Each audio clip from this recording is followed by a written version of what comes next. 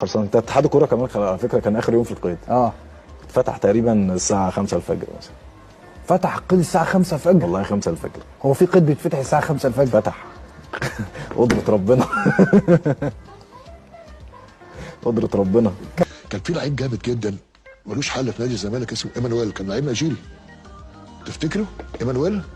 ايمانويل مونيكي؟ نادي الزمالك كان مكسر الدنيا. تمام. ما كانش ليه حل بقى، ده نعمل ايه؟ جبنا له حد من بره خده وديه المانيا. ما كان ساعتها كان لازم يمشي بلاد الزمالك، ما كان ينفعش يفضل نادي الزمالك في نادي الزمالك. والله العظيم يا ابو هيب لازم كان ما ينفعش انا قعدنا بقى نعكن على الاهلاويه كل واحد يجيب فينا جون وبتاع، ما ينفعش. فجبنا له عروض ودينا وجبنا له عروض جم كلموه، بس احنا بعيد خالص انا بتفرج بس لغايه لما طلع بره. كنت ماضي في النادي الاهلي من فتره طويله. انت في الزمالك ده زعل جماهير الزمالك. ما انا بقول لك بقى انت مصمم فكنت ماضي وكنت مخلص كل حاجه وانا في الزمالك.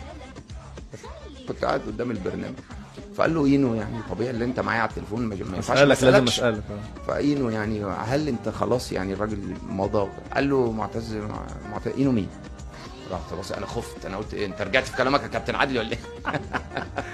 فقال له لا احنا بنحترم نادي الزمالك والراجل في ناديه وما نعرفش اي حاجه. انا وانا قاعد اتهديت قلت هو انت رجعتوا في كلامك ولا ايه؟